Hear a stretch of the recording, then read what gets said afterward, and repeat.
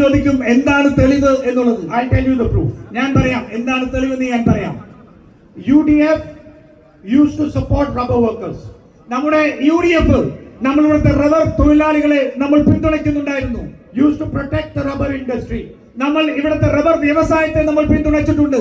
When they had difficult times, we used to give them compensation. അവർക്ക് ബുദ്ധിമുട്ടുണ്ടായ സമയമുണ്ടായിരുന്നപ്പോൾ നമ്മൾ അവർക്ക് നഷ്ടപരിഹാരം നൽകിയിട്ടുണ്ട്.